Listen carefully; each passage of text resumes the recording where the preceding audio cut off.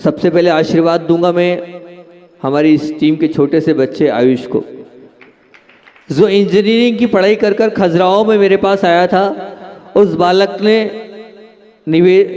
पूज्य निशिम सागर जी महाराज जी ने हमारे पास भेजा कि ये सिविल इंजीनियर है, पढ़कर आया है, कहीं नौकरी करने जाएगा। और हमने उस समय उस बालक से कहा, बेटा लोगों के लेटरिन बाथरूम मकान तो खूब बनाओगे, लेकिन मेरी भावना है तुम प्रभु और गुरु के चरणों में समर्पित हो जाओ। उस छोटे से बालक ने हमारे चरणों में समर्पण दिया और वहीं से उसकी पढ़ाई हमने प्रारंभ करी, साथ में उसको भी लिया और खजुराहो से इस प्रतिमा विज्ञान के नाप तोल को हमने पढ़ना प्रारंभ किया। बहुत गहराई से उसका अध्ययन किया, उसमें शुरू से वो बालक हमारे साथ है। उस छोटे से बालक ने तन से, मन से और धन से जो समर्पण दिया, उसके लिए आपको कम से कम, कौन नई उम्र में सब चाहता है हमें बड़े बड़े बिल्डिंग्स बनाना है, बड़े बड़े नाम करना है, लेकिन ख्याति पूजा लाभ को छोड़कर वो गुरु चरणों में समर्पित हुआ।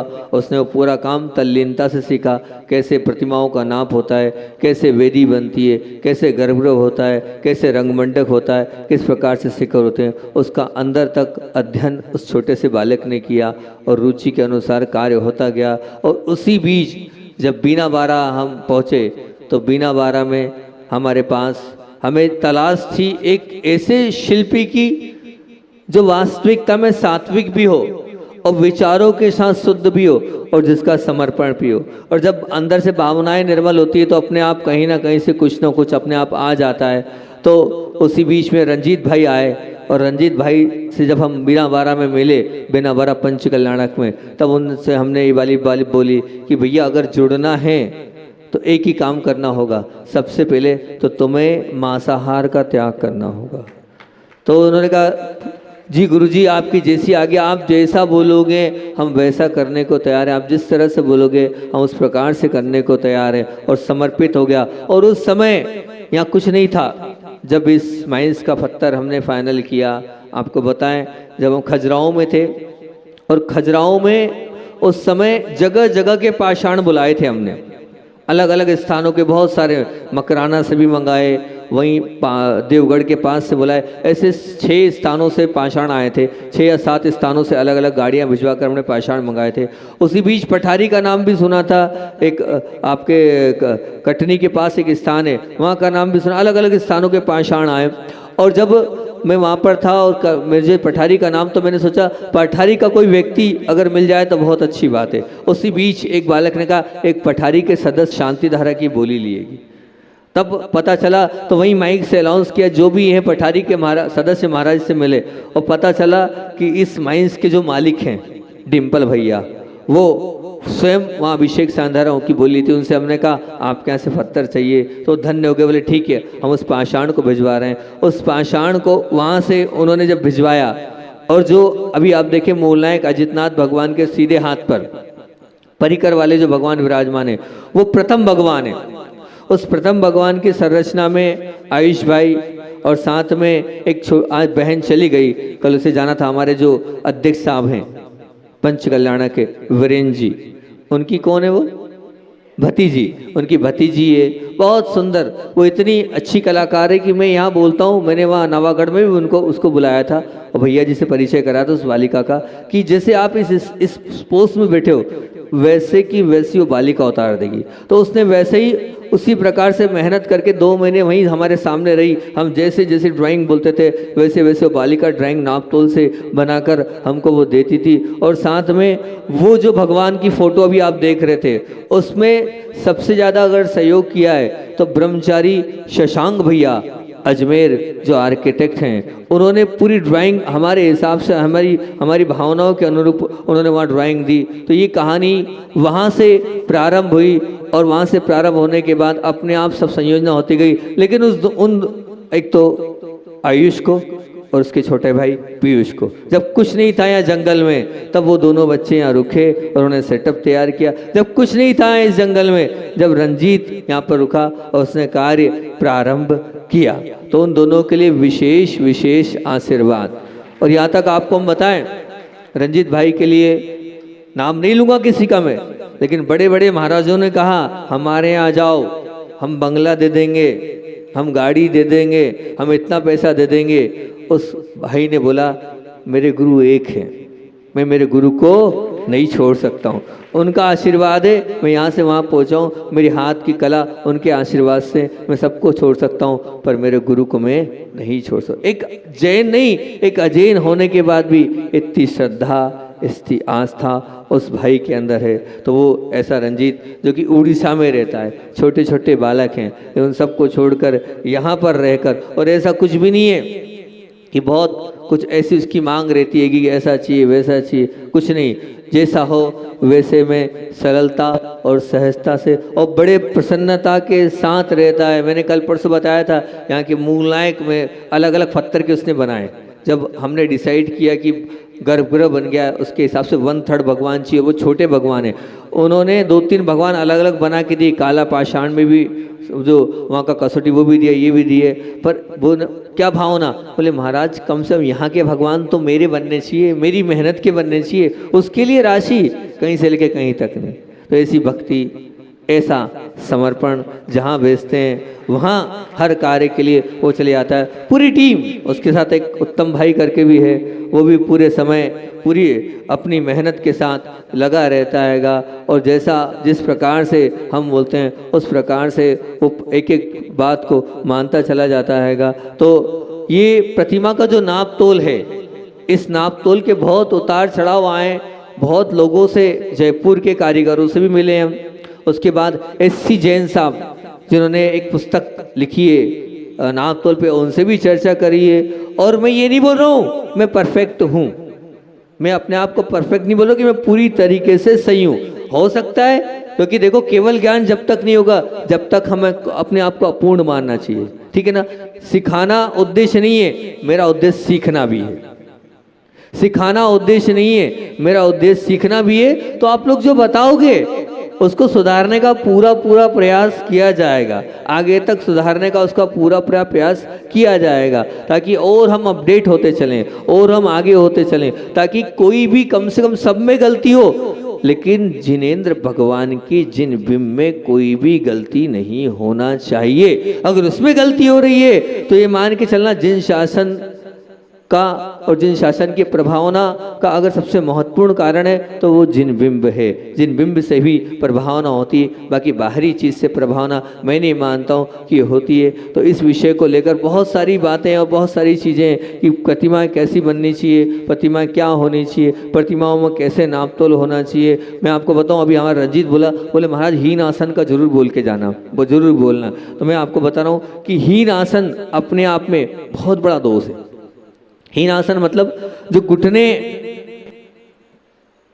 बड़े लेकिन आसन छोटा, ये हीन आसन कहलाता है। इस हीन आसन की प्रतिमाओं को अगर आप प्रतिष्ठित करते हैं और आप विराजमान कराते हैं, तो जो विराजमान कराता है वो भी और जो प्रतिष्ठित कराता है वो भी, उसके लिए भी बहुत अपने आप में ये मान के चलना कि अनर्थकारी सिद्ध होता चला जाएगा। और मूल बात आपको बताएं हम कि जब जयपुर वालों को हमने इस प्रकार के नाप तोल की बात करी तो उन्होंने स्पष्ट कह दिया कि आप जिस नाप से प्रतिमा बनवाना चाहते हैं उस नाप से प्रतिमा बनाने के लिए हमारा चार्ज चौगुना हो जाएगा। क्या बोला? हमारा चार्ज चौगुना हो जाएगा, हम आपकी प्रतिमा नहीं बना पाएंगे जिस हिसाब से आप बनाना चाहते हैं, इतने नाप आप चाहते हो। आपने देखा कितनी गहराई से एक एक चीज का नाप किया जा रहा है। क्या आपको अच्छा नहीं लगा ये? बताओ, आपने इतने साल प्रतिष्ठाएं कराते कराते आप लोगों को हो गए, क्या इस प्रकार से आपने किसी प्रतिमा का नाप किया है? बताओ कि इस प्रकार से आंख के भी 10 नाप, नाक के भी 10 नाप, है ना, पीछे के रीढ़ के भी नाप, पाँव के भी नाप, घुटने के भी नाप, नाखून के भी नाप, हर चीज का नाप। और नाप का उद्देश्य मात्र जिन शासन की प्रभावना है, ना कि मुझे मेडल चाहिए समाज के माध्यम से कि दुर्लभ सागर जी ने बहुत अच्छा काम किया। जब भी कोई बहुत अच्छा बोलता है मैं अंदर से पीड़ित हूँ, मुझे अच्छा अपने नाम के लिए नहीं करना है, मात्र जिन शासन और भगवान की वो प्रभावना हो, उचित चीज मिले। क्योंकि एक क्रेज बन गया था कि जो भगवान विराजमान करता है वो नीचे आता है। जयपुर के एक सज्जन आए, उनने मुझसे कहा, बोले डर लगता है जिन जिन ने भगवान विराजमान किए हैं वो क्या उनकी स्थिति परिस्थिति खराब हुई है, उसका कारण क्या है? उसका कारण यही है कि जिस नाप तोल से आप भगवान विराजमान करोगे, निश्चित ध्यान रखना भगवान विराजमान छोटे से का इतना फल है, तो अगर आप नाप तोल से करोगे तो उसका परिणाम बहुत सफलदायी आपके जीवन में मिलेगा। और हमने देखा भी है कि जिन जिन ने नाप तोल से जहाँ जहाँ विराजमान करें, वो दिन दुगने और रात चौगुने उनकी उस समाज की भी, साथ साथ में उस परिवार की भी, और साथ में जिनने उस पर सहयोग किया, सब आगे बढ़ते चले गए। तो नाप तोल, और वो नाप तोल जयपुर में नहीं था, वो मेरी वेदना थी कि वो लोग तैयार नहीं थे, और तैयार थे तो चौगने कीमत में तैयार थे। और बहुत बड़ी बात तो ये थी कि आपको बताएं, एक प्रतिमा आप देखना, यहाँ पर जाकर वो प्रतिमा गाय अंदर घुस गई, उसने जो है टूट गई। टूटने के बाद उस प्रतिमा परिकर के 2 टुकड़े हो गए। तो एक कारीगर ने बोला, क्या बोला? बोले महाराज जी इसको हम इसी कलर से प्लेन कर देंगे, पता भी नहीं चलेगा, और श्रावक को दे दी जाए। तो हमने कहा नहीं, ये व्यापार करने के लिए संस्था नहीं खोली गई है, या कोई व्यापार नहीं हो रहा है। यहाँ व्यापार हो गया तो मतलब क्या निकला? जयपुर में या वहाँ तो क्या होता है, टूट जाती है तो बाद में पता चलता है, वाइट कलर कर देते हैं। दाग आदि होते हैं तो क्या होता है, सैकड़ों बामोरा की बड़े बड़े पत्थर कैंसिल हो गए, संस्था को बहुत नुकसान हुआ, पत्थर भी गया, और लगभग ये कारीगर 50% काम चला गया। तब भी इनने ये नहीं कहा महाराज जी इसमें दाग है, हटा दो। अभी ये जो प्रतिमा बन रही है, ये प्रतिमा बनी कहाँ के लिए बनी? खोरई आनंद धाम के लिए प्रतिमा बन के तैयार हुई। यहीं पंचकल्याणक होना था इस प्रतिमा का। 4 दिन में प्रतिमा और परिकर तैयार करके हमने किया उसको। पर वहाँ से महाराज जी की भावना है खोरई क्षेत्र से आनंद धाम से जुड़ना है, हम चाहते हैं यहीं पंचकल्याणक को। प्रतिमा प्रारंभ करी, और प्रारंभ करते ही इतना बड़ा पीले कलर का दाग आ गया। पर ये कारीगर ऐसे हैं, इतने ईमानदार हैं, महाराज जी हटा दें इसको, हटा दो इसको। अब वो मतलब वहाँ ऐसा नहीं होता है जयपुर आदि में, यहाँ तो तुरंत हटा देते हैं। अगर दाग हो, टूटी हुई हो, कुछ भी हो, तो इसको पूरी तरीके से ये अलग कर देते हैं। वहाँ व्यापार है और यहाँ समर्पण है, यहाँ पर आस्था है, यहाँ पर किसी प्रकार का कोई उद्देश्य नहीं है धन कमाने का। यहाँ तक कि आज तक इस संस्था से कोई 1 रुपए की कमाई नहीं, सब डोनेशन से। आप ये मान के चलना, जो मुझसे लोग जुड़े हैं, उन जो मुझसे जो जिनसे भावनाएं जुड़ी, उन सब का अनुदान इस संस्था में लगा हुआ है। चाहे कटर हो, चाहे जनरेटर हो, चाहे शेड हो, चाहे और भी चीज़ें हो, सब यहाँ बनती है। और हम यहाँ कोई हमसे कुछ यहाँ पर एक बहुत अच्छा किसी से मान लीजिए, क्योंकि महंगी होती है प्रतिमाएं, क्योंकि नाप तोल से अगर बनाना है, व्यवस्थित बनाना है, तो प्रतिमाएं महंगी पड़ेगी। मान लीजिए जयपुर में 21,000 की पड़ रही, तो यहाँ 30,000 की पड़ सकती है। तो उसका सिद्धांत हमने क्या किया है, अगर आपको ऐसा लगता है आपकी समाज असक्षम है, आप अगर गरीब हो, आप 9,000 की रसीद काट दो। मान लीजिए 30,000 की प्रतिमा और आपको लग रहा है 10,000 ज़्यादा है, तो आप 10,000 मत दो, आप 10,000 की रसीद कटवा दो कि 10,000 की हम आपके मंदिर के नाम की रसीद काट देते हैं, ताकि विकल्प वाली स्थिति ना रहे। लेकिन उसमें कहीं कमाई का या कहीं कोई उद्देश्य नहीं, इसका कोई मालिक नहीं है। आप प्रियंक जी जो आपके बीच में है, दिल्ली से आर्किटेक्ट हैं, दिल्ली से आर्किटेक्ट हैं ये। अब ये जो दिल्ली से ये बालक है, नई उम्र का है, कहाँ तो वो इतनी अच्छी लाइफ जीने वाला, वेल में एसी में रहने वाला, लेकिन जब ये खजुराहो में पहली बार हमसे आए, इन सबको दिखाया, वो जुड़ गए। और जुड़ने के बाद मैंने इनसे कहा आपको इस सुकृति कला केंद्र को संभालना है, कोई पैसा नहीं लेते यहाँ रहने का, ध्यान रखना, महीने भर से पड़े हैं यहाँ, इस जंगल में पड़े, 1 रुपया इस संस्था देती नहीं है, लेकिन पूरा। प्रियंक भाई सामने आके खड़े हो जाओ जरा, प्रियंक भैया, ये 1 रुपया किसी प्रकार की कोई तनख्वाह नहीं लेते संस्था, सेवा भाव से पूरा सब कुछ कर रहे हैं। और न जाने कितने स्थानों से आपको बताएं कि ऐसी समाज आती है, पैसा नहीं देती है। अब वो एक वाइट कलर की मार्बल की प्रतिमा ऊपर रखिएगी, समाज ने कैंसिल कर दी 5 लाख की प्रतिमा, कोई बात नहीं। और चीज़ बहुत सारी आपने ऑर्डर दिया, नहीं होता है, कोई बात नहीं, पूरा अपनी जेब से पैसा लगाते हैं। प्रियंक जी अपनी, बहुत बार संस्था में ऐसा होता है मजदूरों के लिए पैसा नहीं होता है, तो अपने खुद की उधर कमाते हैं और इधर लगाते हैं। ऐसे लोग, समर्पित लोग इस संस्था से जुड़े हैं। हमारे बीच में संजय भैया बैठे हैं। जब सागर में ये बात चल रही थी क्या करना है, तो लगभग बहुत लंबी चौड़ी राशि, वो बोलते हैं मेरी राशि घोषित मत किया, बहुत लंबी चौड़ी आप सोच सकते हो। फाउंडर मेंबर है संजय भैया, ओंकार सागर जी महाराज जी की ग्रस्त अवस्था के जी। आज संजय भाई खड़े तो हो जाओ, खड़े हो जाओ। ये फाउंडर मेंबर है, लाख करोड़ों रुपया इन्होंने इस संस्था के लिए दान की। और हमेशा कहते हैं कोई मंदिर में, कोई वेदी में, कुछ भी हो, हम तन से और धन से तैयार है। ऐसे अनेक लोग हैं जो इस संस्था से जुड़े हुए हैं, लेकिन ध्यान रखना संस्था का उद्देश्य कमाना नहीं है। किसी व्यक्ति ने इस प्रकार की टीका टिप्पणी भी करी कि महाराज जी ने एक कमाई का व्यापार यहाँ खोल रखा है। भैया व्यापार करूंगा मैं, कोई मेरा अकाउंट है क्या जो व्यापार करूंगा? सोचो तो सही, बोलने के पहले क्या किसके लिए क्या बात बोल रहे हो। मेरे को हालांकि फर्क नहीं पड़ेगा, तो मैं गलत नहीं हूं, इसलिए मुझे किसी की परवाह नहीं है कि तुम गलत। मैं तो सही करने के भाव से या सही करने के उद्देश्य से आया हूँ। अच्छे भले आप पता कर लेना मेरे पूरे परिवार की स्थिति, दुकान वगैरह सब कर लेना, कहीं कोई कमी नहीं है कि मैं यहाँ से कोई पैसा भिजवा कर वहाँ भिजवाऊंगा और उनका करूँगा। अभी उस परिवार से ही लगभग मेरे ख्याल से 20-25 लाख की बोलियां तो हो ही गई परिवारों और रिलेशन में अलग। तो ये मत धारणा बनाना कि महाराज जी ने कोई व्यापार खोला है। लक्ष्य अंदर से सिर्फ इतना सा है कि समीचीन नाप तोल से प्रतिमाएं बने और जो वेदी या जो जिनालय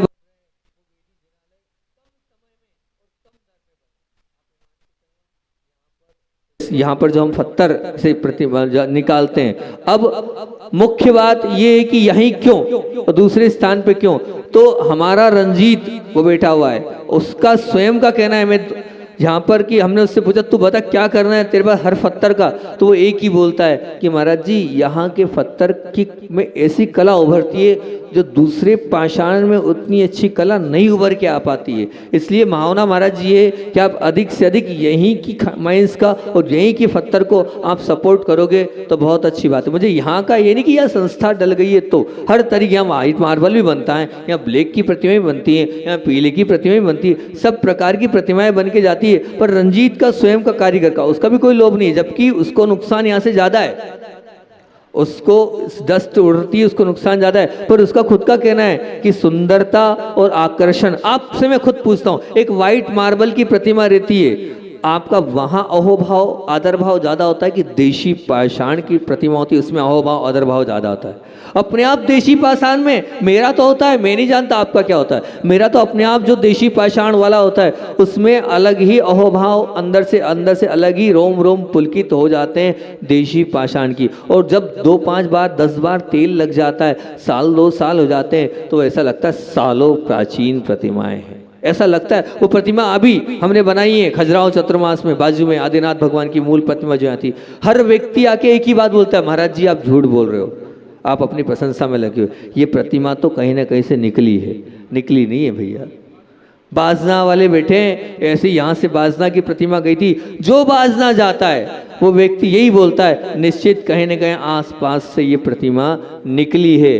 जो इसका स्वरूप बता रहा है, जो इसकी कला बता रही है, वो कला और स्वरूप तो क्योंकि गौड़ हो चुका था, कोई परिकर बनाना नहीं चाहता है, समय लगता है, पैसा लगता है, इसलिए किसी के पास समय भी नहीं है और पैसा भी नहीं है। अब वो समय और पैसे की गौणता रखते हुए हमने तो ये कहा नहीं, हम एक बात हम आपसे पूछना चाहते हैं कि मंदिर की कार्विंग इतनी सुंदर, वेदी इतनी करोड़ों की और बाकी चीजों में हम बहुत लगा रहे हैं, लेकिन भगवान जो जिनके लिए जिनालय बना रहे हैं उनको, उनके लिए क्यों रेट आप कर रहे हो, उसमें क्यों महंगा देख रहे हो आप? अरे आप तो उसमें कहना ही नहीं चाहिए कि शिल्पी तू तो ले, वो बाहुबली भगवान की प्रतिमा कैसे बनी, इतिहास उठा के देखो क्या दिया जाता था शिल्पी को। तू तो पत्थर तोड़, तुझे क्या दिया जाएगा? उतना सोना तोला जाएगा। तब कहीं जाके आज तक अतिशयकारी है, वो गदगद भाव से शिल्पी कार्य करता था, लेकिन आज शिल्पियों के साथ आज ऐसा व्यवहार होता है। हम तो पूरी तरीके से इन शिल्पियों का ध्यान रखते हैं, जैसा जिस प्रकार से होगा तब कहीं जाके वो यहाँ समर्पित हैं। तब कहीं जाकर हम कहीं को भिजवाते हैं तो अलग से समाज नहीं देती है, मैं अलग से दिलवाता हूँ। कोई कमी ही क्या हमारे यहाँ, कोई कमी तो है नहीं, अलग से देता हूँ, पूछता हूँ। तो अब वो भी ये बोलते हैं कि महाराज जी नहीं, आपके आगे बोलने की हिम्मत ही नहीं है हमारी, आप जैसा बोलोगे हम वैसे में तैयार है, लेकिन आपको वैसा समर्पण और वैसा आपको देना पड़ेगा, तब कहीं जाकर भगवान अतिशयकारी चमत्कारी बनेंगे, अन्यथा नहीं बनेंगे। इन शिल्पियों का भी ध्यान आपको देना होगा। तो इस संस्था का मुख्य उद्देश्य मात्र कम से कम कीमत की दर में, अभी हमारे भैया चले गए तो लोकल पत्थर को उन्होंने बहुत अच्छा बताया कि लोकल पत्थर में ही जिनालय बनना चाहिए। लोकल क्यों? क्योंकि वो जलवायु एक्सेप्ट कर रहा है, वहाँ की हवा, वहाँ का पानी, वहाँ का सब कुछ एटमॉस्फेयर से वो वाकिफ है वो पत्थर, और वहीं के वहीं वो पत्थर लगेगा। तो अब जैसे मान लीजिए रेवती रेंज इंदौर का मंदिर, 4 बार कमेटी मेरे पास आ गई, आचार्य भगवान का भी आदेश आ गया, वहाँ के शिल्पकार सोमपुरा जी वो भी आ गए। उनका कहना है कि महाराज जी आप अब वहाँ से जैसलमेर का पत्थर पीला आ रहा है, आप विचार करना वो जैसलमेर का जो पत्थर आ रहा है वो लगभग 1800 से 2000 रुपये घन फीट में कार्बिंग सहित पड़ रहा है, 700-800 रुपये तो पत्थर पड़ रहा है। और हमारा अब कीमत हम अभी नहीं बता रहे हैं, तो बहुत कम, उससे कई गुना कम में हम यहाँ पत्थर निकाल रहे हैं, कार्बिंग कर आधी कीमत कर दी हमने उस रेवती रेंज मंदिर की। आज 11 से 12 लाख घन फीट का वो मंदिर बनना है, और 11 लाख घन फीट का वो जो मंदिर बनना है वो अब आप मान के चलना देश का नहीं बल्कि विश्व का सबसे बड़ा मंदिर है, सबसे बड़ा गर्भगृह है। और वो मंदिर अगर बन जाएगा तो आधी कीमत में करोड़ों रुपए समाज के बच जाएंगे। और आपको बताएं, आपको लगता है थोड़ा वेरिएशन आता है, मंदिर में वेरिएशन होना चाहिए और सुंदरता आती है कि एक जैसे पत्थर के चक्कर में आप हजारों लाखों करोड़ों रुपया बर्बाद मत करो। अब ये मंदिर देखो, अभी मैं कीमत नहीं बताऊंगा, नहीं तो आप बोलोगे महाराज जी क्या बोल रहे हो आप, छोटा सा ये मंदिर आपके बीच में बनाया है, ये जो मंदिर आपके बीच बनाया है बहुत कम कीमत का बना है, लेकिन जो आता है वो कहता है बहुत सुंदर। आपको नहीं लगा अच्छा किसी को भी, बहुत कम कीमत में बनाया, लोकल स्टोन, लोकल पत्थर से हमने इस मंदिर को यहाँ पर बनाया हैगा कम कीमत में। काय को हम ट्रांसपोर्टिंग में अहिंसा धर्म को पालन करने वाले, हमें इतनी दूर से पाषाण आएगा, जैसलमेर से हजारों किलोमीटर दूर से चलकर आएगा, तो काय को हम हिंसा का समर्थन करें। तो लोकल में, इसी लोकल को लेकर मैंने एक योजना संयोजना बनाई और शुरुआत करी मैंने सबसे पहले वनगांव से। वनगांव में जो मंदिर बन रहा है, वो वनगांव का मंदिर आपको बता रहा हूँ, छोटा सा गांव है और वो मंदिर बना रहा हूँ, बहुत कम कीमत में बन रहा है वो मंदिर। वो कैसे बन रहा है, लोकल का ही पत्थर, जैसे ये बनाना बिना कार्बिंग, उसमें आप सब लोग सुने ध्यान से, आप भी ऐसा कर सकते हैं, वहीं का पत्थर लें जो न्यू में लगता है, वो जो मंदिर बनेगा वो हजारों साल तक रहेगा। वो जो दीवार बनाए, आप चाहे मुक्तागिरी में देख लें, चाहे आप शिरपुर में जाके देख लें, दीवार बनाए द्वार शाख कार्बिंग की बनाया, क्योंकि लोकल पत्थर जो होता है उसमें कार्बिंग नहीं हो पाती है, देशी पाषाण में कार्बिंग नहीं हो पाती, द्वार शाख कार्बिंग की बनाए, और उसके अलावा वेदी कार्बिंग की बनाए, शिखर आप कार्बिंग का बनाए, शिखर के अलावा और आपको खिड़की है वो आप कार्बिंग की बना सकते हैं, दूसरे पत्थर में बना सकते हैं, बाकी दीवार आप बिना कार्बिंग की बनाएंगे वो ठोस रहेगी, वो हजारों वर्ष के लिए अजर अमर हो जाएगी और कम कीमत में वो मंदिर बन जाएगा। आप मान के चलना, आप आरसीसी बना रहे हैं, क्या उसकी उम्र है, 40 वर्ष 50 वर्ष बाद वो धराशायी हो जाएगा। और ये जो मंदिर है, आज जिस संत भवन में मैं रुका हूँ, आप देखना, जो आता है वो खुश होता है उस संत भवन में। पाषाण का संत भवन, दरवाजे पाषाण के, खिड़की पाषाण की, छत पाषाण का, पूरी गर्मी में यहाँ पर रह के प्रतिमाओं का निर्माण कराया, गर्मी लगी भी नहीं। और वहीं सामने जस्ट आरसीसी की बिल्डिंग थी, वहाँ आदमी बिना कूलर के बिना एसी के बैठ नहीं पा रहा था, और हम यहाँ सहजता से बैठे। क्या कारण है, उस पाषाण में गर्मी में ठंडा रहा है और ठंडी में गर्म आएगा, और वो आपकी सीमेंट की बिल्डिंग उल्टा काम करती है। बताओ, इतनी अच्छी बिल्डिंग थी, कुंडलपुर से बिहार हुआ मेरा, सुंदर सी धर्मशाला निर्णय सागर जी महाराज ने बनाई, मुझे वहां नहीं रोका समाज ने, बोले महाराज एक अच्छे मकान में रुक जाओ, मिट्टी और पत्थर वाले। क्यों, कारण क्या है, तो भैया आप समझो तो सही बात को कि मिट्टी और पत्थर की वो बिल्डिंग्स हमारे शरीर के लिए और वातावरण के अनुकूल है, तो हम वैसे ही मंदिर बनाए ना, उसकी उम्र 50 वर्ष और उसकी उम्र हजारों वर्ष। उसी तर्ज पर फिर नौहटा तीर्थक्षेत्र जो बहुत ज़्यादा वंचित था, उसको भी लोकल से ही हमने करने का प्रयास किया। उसी तर्ज पर अभी हमने चतुर्मास बासा हुआ, इतना बड़ा जिनालय बन रहा है, अभी कीमत नहीं बताऊंगा, बहुत कम कीमत में उस जिनालय को बता रहा हूँ, और जितनी कीमत है लगभग उतना पैसा उस चतुर्मास में भी आ गया। बहुत सिर्फ ऐसे ही लोकल स्टोन वहीं के पत्थर से नींव भरी, और ऊपर तक भी वहीं का पत्थर लगेगा, वहीं का कारीगर, वहीं हम रोजगार दे रहे हैं उनको। वहाँ की जो आम जनता है वो भी तो खुश हो रही है उस वजह से। अब आप बताएं, सबसे बड़ी दिक्कत क्या होगा, हमने मान लीजिए राजस्थान का कारीगर बनाया, साल में 4 से 5 महीने छुट्टी पे जाता है, 5 महीने काम बंद, फिर उसको यहाँ बुलाओ, यहाँ कारीगर, यहाँ काम कराओ, अधिक कीमत, वहाँ काम सस्ते में होगा, यहाँ बोला क्या वो दुगने तिगने पैसे लेगा। तो अपने स्वयं से, और फिर हम अपने लोकल कारीगरों से ज़्यादा काम करा पाएंगे, कम में काम करा पाएंगे और हमेशा काम कराएंगे। आज मंदिर की कीमत बढ़ने का एक ही कारण है, और उसका प्रमुख कारण क्या है, समय बढ़ता जा रहा है। और समय बढ़ता जा रहा है, कीमत बढ़ती जा रही है। अगर कम समय में आपको बनाना है तो आपको लोकल मटेरियल को ही महत्वपूर्णता देनी चाहिए, उसी से आप बनाएंगे तो सस्ते में भी बन जाएगा और कम कीमत में भी बनता चला जाएगा और निश्चित रूप से हमारी पराधीनता खत्म हो जाएगी दूसरे कारीगर। अभी जो मैं रेवती रेंज की ड्राइंग मतलब वो बनाया है, तो रेवती रेंज में पूर्ण कार्विंग है, तो मैंने पूर्ण कार्विंग में एक बहुत अच्छा ऑप्शन ये निकाला कि मुख्यतः से ये जो कारीगर हैं, इन कारीगर को जो नुकसान पहुंचता है वो उस डस्ट से पहुंचता है। तो उस डस्ट सबसे ज़्यादा उड़ती है गोल और घाटे में। गोल घाटे समझना आप, मतलब गोल घाटा एक डिज़ाइन होता है, फिर उस पर कार्विंग होती है। तो उसका एक सुंदर सा ऑप्शन अभी निकाला है, यहाँ पर वो 4 मशीनें, अगर जो पंचकल्याणक से राशि बची है वो 4 CNC हम बुला रहे हैं, 4 कटर हम यहाँ लगाएंगे उस धन राशि से। तो उस 4 कटर में क्या होगा कि वो जो गोल घाटे हैं वो पूरे मशीनों से बन जाएंगे। तो जो मशीनों से बन जाएंगे, जो सालों का काम था वो हफ्तों में हो जाएगा, जो सालों का काम था वो हफ्तों में हो जाएगा। अब सिर्फ उसके बाद क्या करना है, आप चाहो तो उसको फिट कर दो और फिट करने के बाद सीधे वहाँ पर जाकर कारीगर अपने हाथ से कार्विंग करेगा, तो कार्विंग टूटेगी भी नहीं और आधी कीमत में आपका मंदिर बनकर खड़े हो जाएगा। मैं आपसे ये बोल रहा हूँ कि यहाँ 2 4 5 बच्चे, जो श्रेष्ठा है, श्वेता है, अपने प्रियंक जी का पूरा परिवार लगा, वो श्रेष्ठा बहन लगी हुई है, वो रोली अभी नहीं आ पाई, ऐसे बिट्टू भाई लगे हैं और इससे छोटे छोटे अंकिता लगी है, आयुष भाई लगे हैं। ये छोटे छोटे बच्चे जो मैंने तैयार किए हैं, लेकिन ये बहुत कम है। अगर लार्ज स्केल पर करना है तो आप सबको अपने बच्चों को यहाँ भेजना होगा। हम सिखाने को तैयार हैं और ध्यान रखना, ऐसा नहीं है कि हम निःशुल्क देंगे, नहीं। अगर आपके बच्चे हैं और आप बच्चे दे सकते हो तो शुल्क भी जब हम दूसरा व्यक्ति रखेंगे तो अपने भाई को हम दे सकते हैं ना शुल्क, क्या बात है। वो उसकी अनुकूलता से जितना अधिक से अधिक होगा उतना अधिक से अधिक हम धन भी दे सकते हैं। तो आप अपने पास के जो बच्चे हैं उसको इस क्षेत्र में भेजो।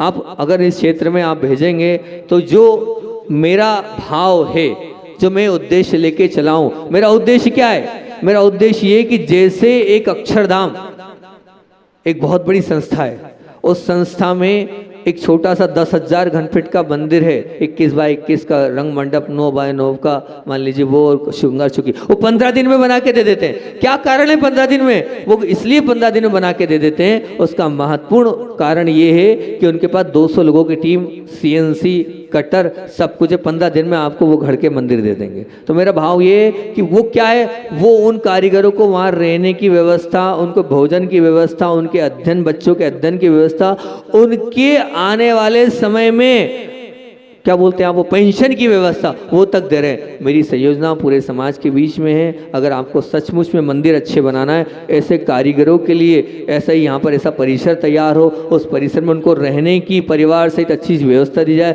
उनके पेंशन की, उनके बच्चों की पढ़ाई की पूरी व्यवस्था दोगे तो हम भी एक मंदिर आएगा 15 दिन में बनाकर दे सकते हैं। ये संयोजना है और ये योजना है। इस योजना और इस संयोजना में आप सबका सहयोग चाहिए, प्रतिष्ठाचार्यों का तो और सहयोग चाहिए, ताकि आप अगर इसमें जुड़ जाएंगे, आप इसमें लग जाएंगे तो अपने आप में बहुत बड़ा कार्य हो सकता है। एक क्रांति इस मंदिर के क्षेत्र में आ सकती है, लेकिन मेरे अकेले से कुछ थोड़ी होगा। आप लोग जब मेरा साथ दोगे तब मैं आगे बढ़ सकता हूँ, नहीं तो नहीं बढ़ सकता।